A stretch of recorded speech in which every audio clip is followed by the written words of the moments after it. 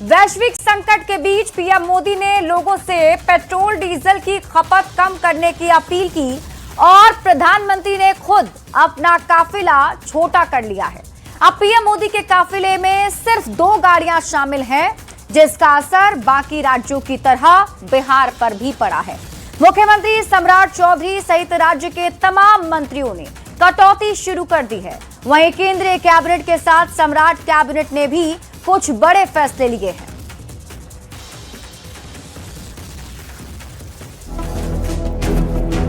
हमें petrol diesel का उपयोग कम करना होगा। आजकल छोटे मोटे नेता के काफिले में भी 10-12 गाड़ियों का होना आम बात है, लेकिन ये देखिए, सिर्फ 2 गाड़ियों का काफिला ये किसी छोटे मोटे व्यक्ति का नहीं, बल्कि देश के प्रधानमंत्री का है।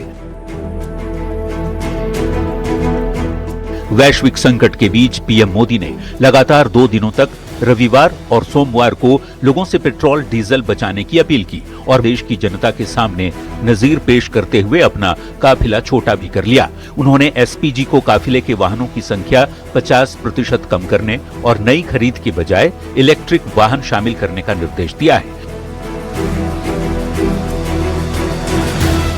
प्रधानमंत्री की अपील का बिहार सहित पूरे देश में असर दिख रहा है। बिहार के 3 मंत्री एक ही गाड़ी में कार्यक्रम में हिस्सा लेने गए।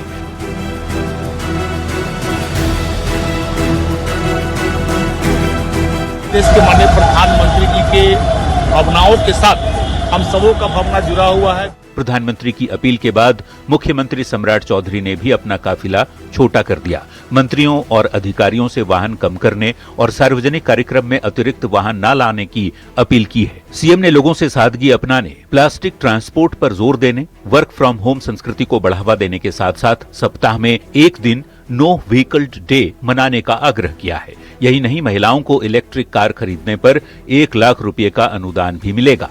मुख्यमंत्री ने इसकी पहल करते हुए सबसे पहले खुद के ही कारकेट पर उन्होंने ये निर्देश जारी किया है। मौजूदा हालात को देखते हुए केंद्रीय कैबिनेट में भी कई अहम फैसले लिए हैं। पेट्रोलियम के विकल्प ढूंढने पर जोर दिया जा रहा है। कैबिनेट ने कोल गैसिफिकेशन स्कीम की मंजूरी दी है। कोल गैसिफिकेशन के लिए 3 लाख करोड़ का निवेश किया जाएगा। भारत में प्रचुर मात्रा में कोयला उपलब्ध है। करीब करीब अगर देखें तो आगे के 200 साल के लिए जितना कोयला चाहिए उतना भारत में ऑलरेडी उपलब्ध है। तो उस कोयले का उपयोग करके क्या हम गैस बना सकते हैं, इस विषय पे एक अच्छा प्रयास चल रहा था। उसका आज फैसला लिया गया है और बहुत ही सामूहिक फैसला है। बता दें कि भारत अपने जरूरत का ज्यादातर कच्चा तेल विदेशों से मंगाता है। पश्चिम एशिया के बिगड़े हालात की वजह से क्रूड ऑयल की कीमतें लगातार बढ़ती जा रही हैं, जिसका असर भारत की अर्थव्यवस्था पर भी पड़ रहा है। हालात खराब ना हो, इसके लिए प्रधानमंत्री ने लोगों से कई अपील की। खुद अपना काफिला छोटा कर एक मैसेज दिया, जिसका असर कई जगहों पर दिख रहा है। साथ में सियासी सवाल भी उठाए जा रहे हैं। न्यूज 18 के लिए पटना से आनंद अमृतराज, रवि एस नारायण और धर्मेंद्र कुमार के साथ ब्यूरो रिपोर्ट। और अब बात करते हैं नीट पेपर लीक मामले की, जिसमें बड़ा खुलासा हुआ है। 50-50 लाख रुपए में पेपर की डील हुई थी। वहीं इस पेपर लीक कांड का भी बिहार कनेक्शन सामने आया। बिहार से 7 छात्र गिरफ्तार किए गए। नीट पेपर लीक के मास्टरमाइंड राजा बाबू की गिरफ्तारी को लेकर कई जगह छापेमारी की जा रही है। वहीं अब ये मामले सुप्रीम कोर्ट तक पहुंच चुके हैं। याचिका में एनटीए को हटाकर नई संस्था के गठन की मांग की गई है, जबकि सीबीआई से 4 हफ्ते में स्टेटस रिपोर्ट मांगने की अर्जी दाखिल की गई है।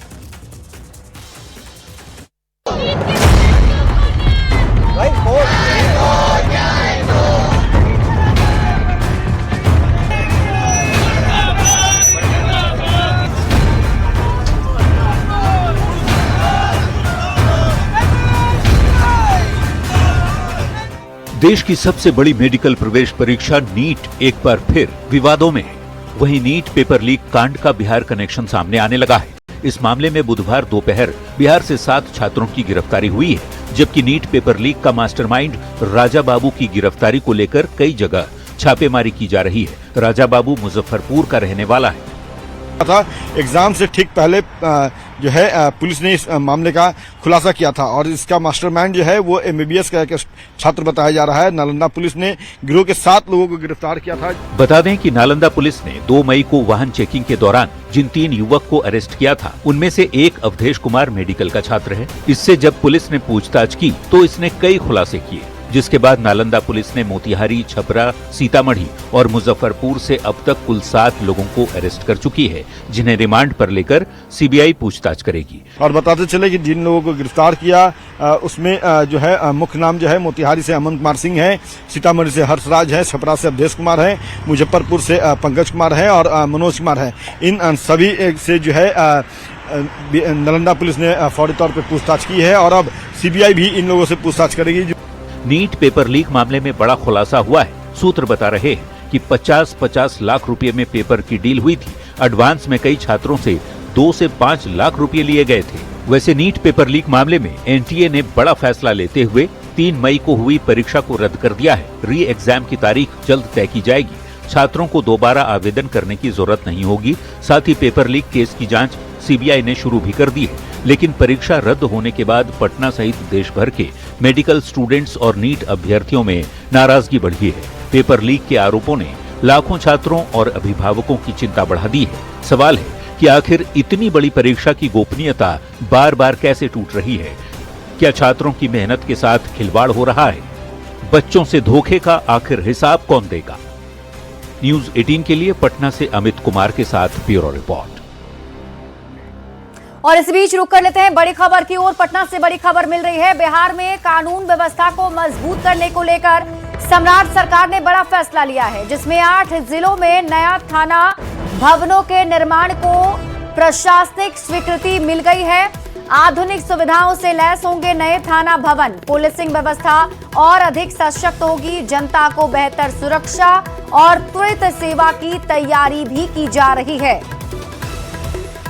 तो पटना से आपको बड़ी खबर बता रहे हैं। आधुनिक सुविधाओं से लैस अब थाने बनाए जाने हैं। जानकारी के मुताबिक पुलिसिंग व्यवस्था को और मजबूत सशक्त बनाने के कदम के क्षेत्र में ये कदम उठाया गया है, जिसमें सम्राट सरकार ने ये बड़ा फैसला लिया है।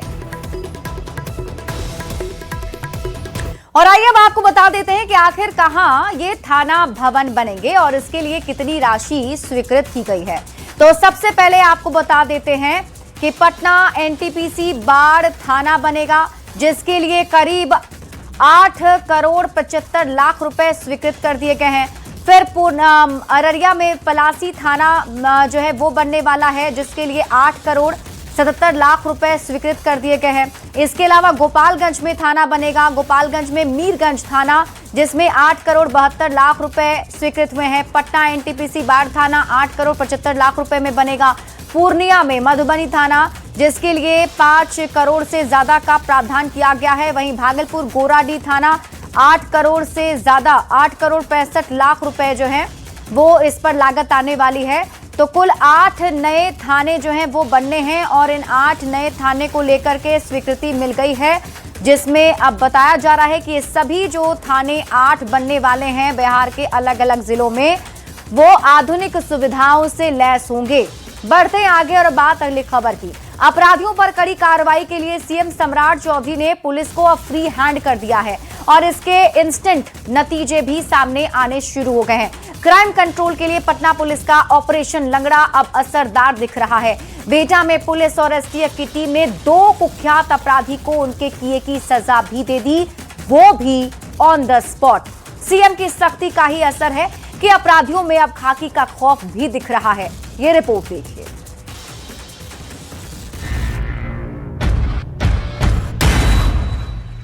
मैंने जरूर ये पुलिस को हाथ खोल दिया, सुशासन न्याय के साथ विकास कर रहा। डूब के मर जाना चाहिए इस तरह के पुलिस पदाधिकारी को डूइंग दिस। रात का सन्नाटा, बेहटा का सुनसान इलाका और फिर अचानक गोलियों की तड़तड़ाहट। पटना में अपराधियों के खिलाफ चल रहे ऑपरेशन लंगड़ा के तहत पुलिस और STF की टीम ने ऐसी कार्रवाई की जिसने अपराध जगत में हड़कंप मचा दिया। कुख्यात अपराधी अवधेश उर्फ विदेशिया समेत 2 बदमाश पुलिस मुठभेड़ में घायल हो गए। पुलिस का दावा है कि हथियार बरामदगी के दौरान अपराधियों ने टीम पर फायरिंग की, जिसके बाद जवाबी कार्रवाई करनी पड़ी। पटना पुलिस का ऑपरेशन लंगड़ा अब अपराधियों के लिए डर का दूसरा नाम बनता जा रहा है। देर रात भेटा थाना क्षेत्र के आनंदपुर बधार इलाके में पुलिस और अपराधियों के बीच उस वक्त मुठभेड़ शुरू हो गई जब एसटीएफ और पटना पुलिस की टीम गुप्त सूचना के आधार पर छापेमारी करने पहुंची। रात करीब 2:30 बजे पुलिस ने पूरे इलाके की घेराबंदी की। जैसे ही अपराधियों को पुलिस की भनक लगी, गोलियां चलने लगी। अंधेरे और खेतों के बीच शुरू हुई इस फायरिंग ने इलाके में अफरा तफरी मचा दी। जवाबी कार्रवाई में पुलिस ने भी मोर्चा संभाला और कुख्यात अपराधी अवधेश उर्फ विदेशिया समेत 2 बदमाशों के पैर में गोली मार दी। घायल अपराधियों को मौके से गिरफ्तार कर इलाज के लिए एम्स पटना भेज दिया गया, जहाँ उनका इलाज जारी है। अपराधी हैं अवधेश उर्फ विदेशिया और इनके ऊपर हत्या के कई मामले दर्ज हैं। हाल फिलहाल में ये एक घटना में भी वांटेड चल रहा था, इसी में एक टीम लगी हुई थी। जानकारी हम लोग को सूचना प्राप्त हो रही थी कि ये अपनी टीम के साथ एक बड़ी घटना करने जा रहा है। दोनों के द्वारा अवधेश साहु उर्फ विदेशिया और पप्पू राय, इनके द्वारा फायरिंग किया गया पुलिस के ऊपर। पुलिस के द्वारा इनको रोकने का प्रयास किया गया और आत्मरक्षा में कंट्रोल फायरिंग करते हुए इनको विरुद्ध किया गया, जिसमें इन दोनों के पैर में गोली लगी है। पटना में एनकाउंटर को लेकर केंद्रीय मंत्री गिरिराज सिंह ने कहा कि जब सम्राट चौधरी गृह मंत्री बने थे तब ही असर दिख रहा था। सीएम बनने के बाद पुलिस को खुली छूट दी है। गिरिराज सिंह ने बिहार में एनकाउंटर को जरूरी बताया। ये लॉ एंड ऑर्डर के लिए पुलिस को खुली छूट दे रखा और ये खुली छूट देना ही आज उसका परिणाम है। सम्राट चौधरी के सत्ता संभालते ही बिहार पुलिस बदमाशों पर कहर बनकर टूट रही है। सम्राट के सीएम रहते अभी तक 5 अपराधियों का एनकाउंटर हो चुका है। इस एक्शन से साफ संदेश है, अपराधी या तो अपराध छोड़ दें या फिर बिहार छोड़ दें। बेटा से संवाददाता अमरजीत शर्मा के साथ ब्यूरो रिपोर्ट, न्यूज़ 18।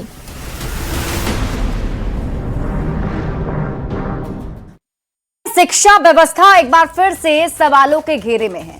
बेगूसराय से एक ऐसा वीडियो वायरल हुआ जिसने सरकारी स्कूलों की कार्यशैली पर गंभीर सवाल खड़े कर दिए हैं।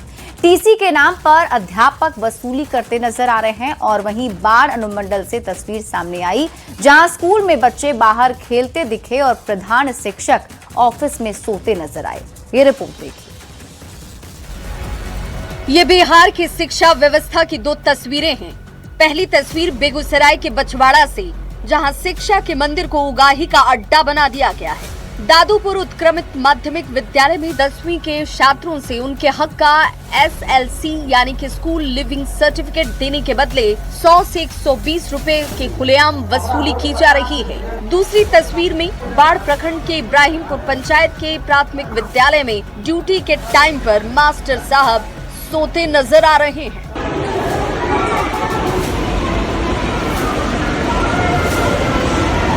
आप 120 रुपया आप किस चीज का ले रहे हैं टीसी देने पर?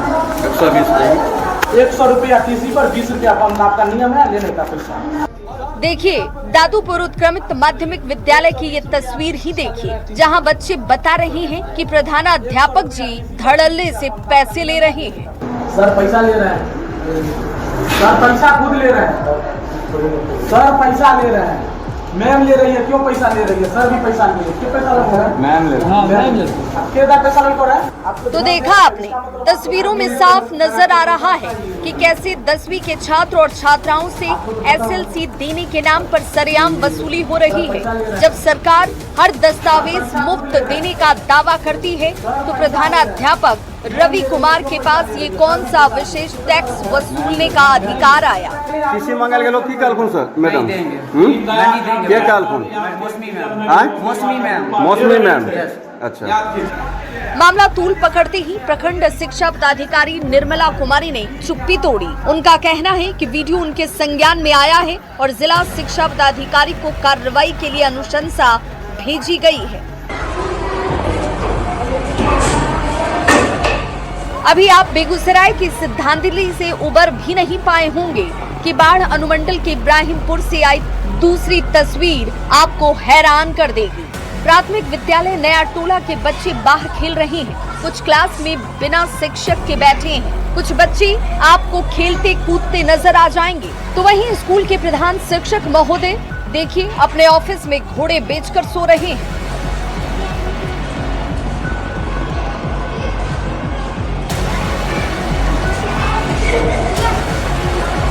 स्कूल खुला है बच्चों को पढ़ाने के लिए, लेकिन बच्चे मस्त हैं खेल में। शिक्षक डूबे हैं गहरी नींद में। हालांकि इस वीडियो की पुष्टि न्यूज़ 18 नहीं करता, लेकिन शिक्षा विभाग से सवाल जरूर करता है। टीचर सो रहे हैं तो पढ़ाई कौन कराएगा? बच्चों से फीस वसूली कौन कर रहा है?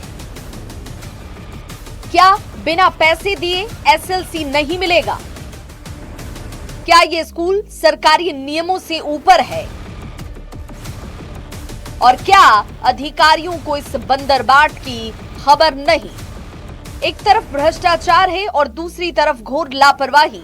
बेगूसराय और बाढ़ की ये दो तस्वीरें चीख चीख कर कह रही हैं कि शिक्षा व्यवस्था को इलाज की सख्त जरूरत है।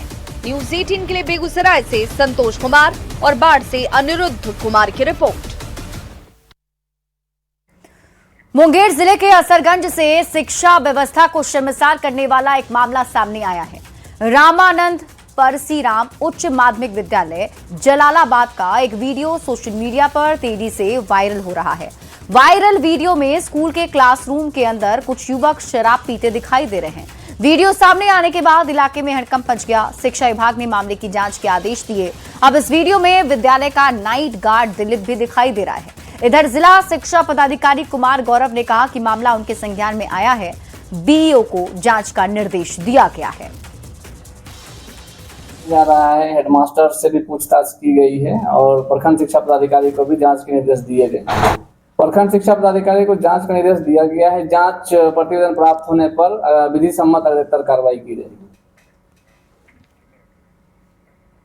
लेकिन कई सारे सवाल हैं जो उठ रहे हैं और न्यूज़ 18 ये सवाल पूछता है, शिक्षा के मंदिर को कौन कर रहा बदनाम? सवाल ये, पढ़ाई की जगह कैसे छलक रहे हैं जाम? सवाल ये भी, आखिर क्लासरूम कैसे बना है शराबियों का अड्डा? ये वो सवाल हैं जो उठ रहे हैं और सवाल ये भी कि वायरल वीडियो पर एक्शन आखिर कब लिया जाएगा? मौजूद लोगों पर शिकंजा क्यों नहीं किया गया है? और सवाल ये भी कि स्कूल में अवैध रूप से प्रवेश कैसे मिल जा रहा है? बढ़ते आगे, मुजफ्फरपुर के मुशहरी नरौली बाल गृह से लापता हुए 10 बच्चों में से 6 को पुलिस ने सुरक्षित बरामद कर लिया। हालांकि 4 मासूम अब भी लापता है, जिनकी तलाश में पुलिस की टीम लगातार छापेमारी कर रही है। इस संवेदनशील मामले पर खुद बिहार सरकार की समाज कल्याण मंत्री श्वेता गुप्ता ने कड़ा रुख अपनाया है। मंत्री ने स्पॉट विजिट किया और सुरक्षा व्यवस्था की धज्जियां उड़ते देख अधिकारियों को जमकर फटकार लगाई। ये रिपोर्ट देखिए।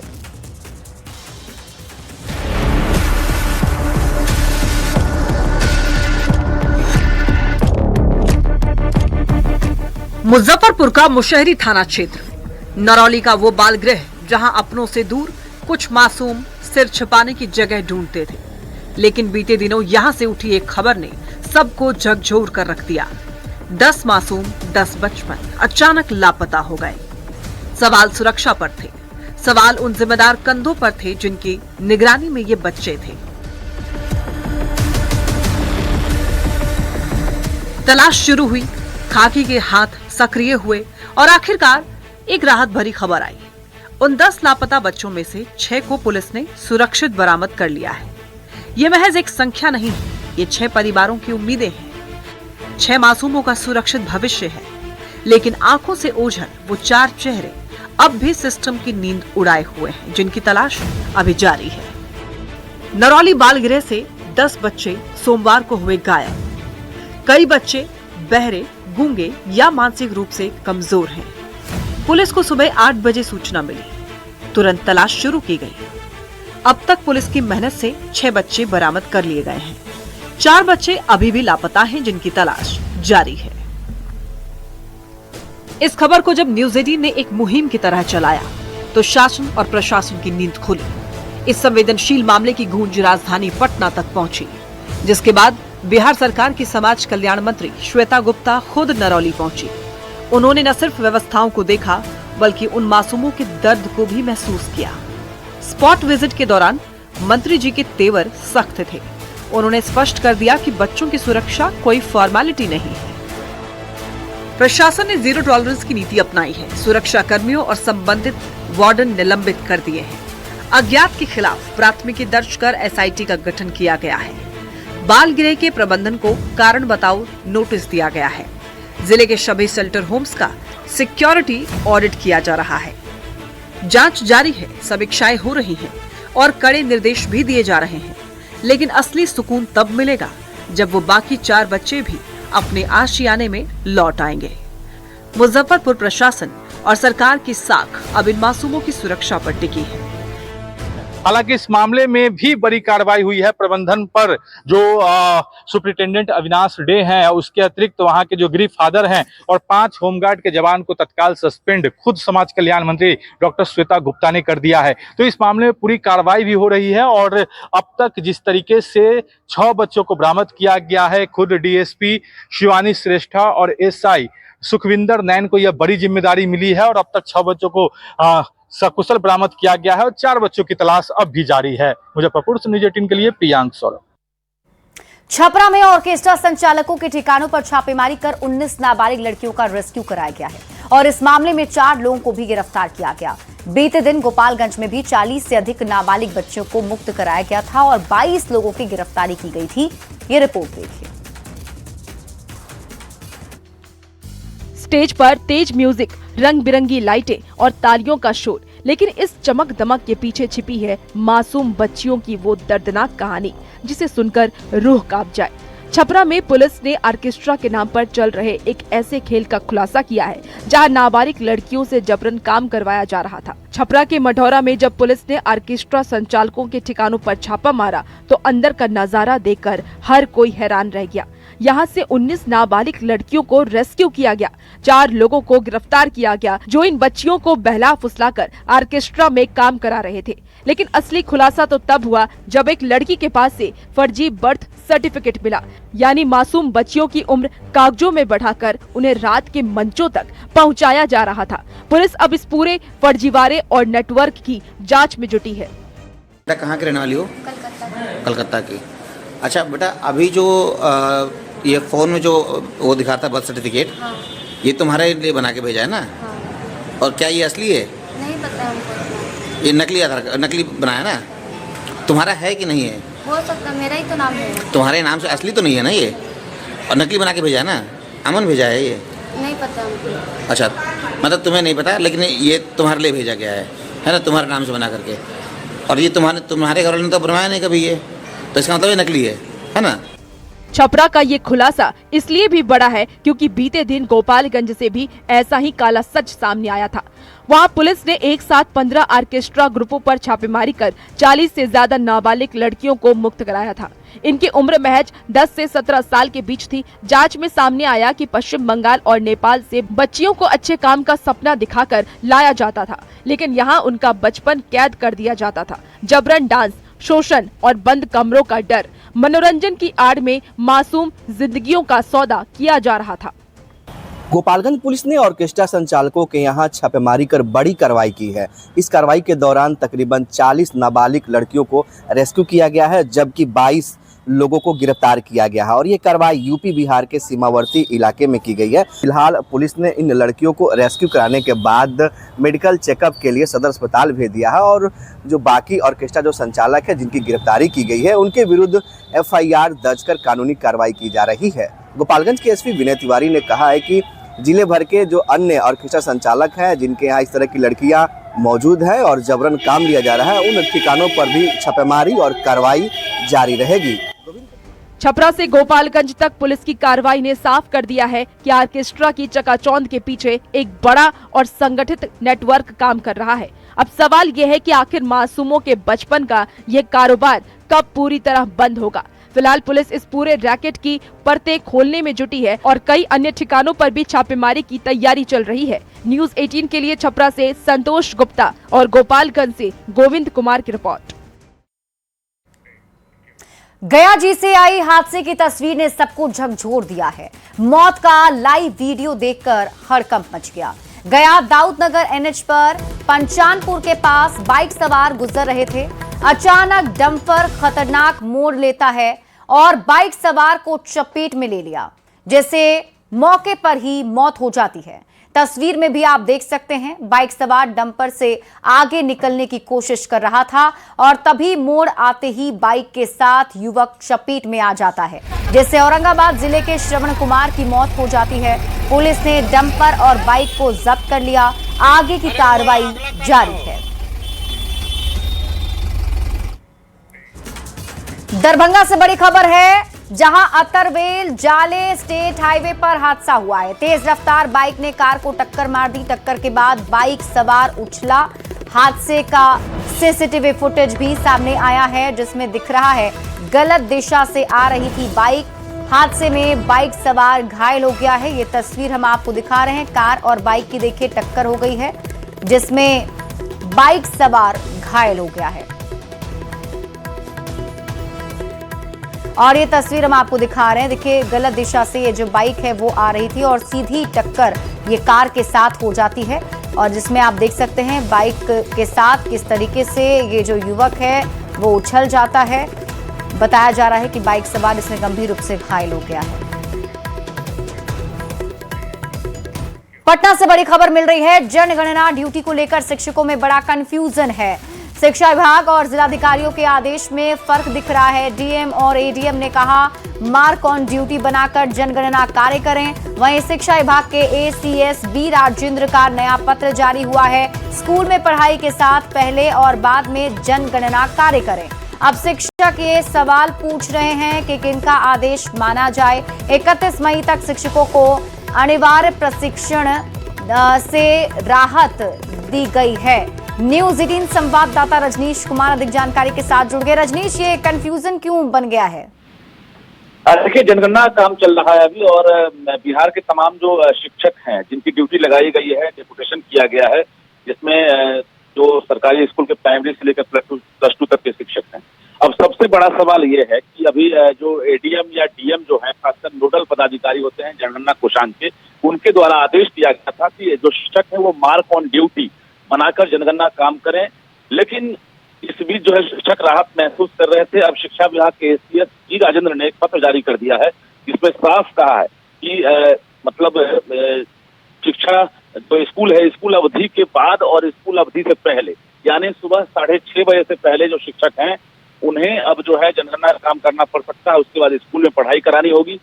फिर उसके बाद जो है अगर चाहेंगे तो पढ़ाई के बाद भी वो जनगणना काम कर सकते हैं। तो ये ओवर टाइम ड्यूटी का सवाल उठ गया है और अब जो शिक्षक नेता है, शिक्षक हैं, वो सवाल उठा रहे हैं। तो व्यावहारिक पत्र है ये आदेश जो है कभी भी लागू नहीं होनी चाहिए, क्योंकि जो शिक्षक हैं वो चाहते हैं या तो स्कूल में पढ़ाई करवावे या हम जनगणना काम करें। लेकिन यहाँ पर दोनों चीज एक साथ कैसे हो सकता है, और इसको लेकर हम सवाल उठ रहा है और शिक्षक जो है विरोध कर रहे हैं।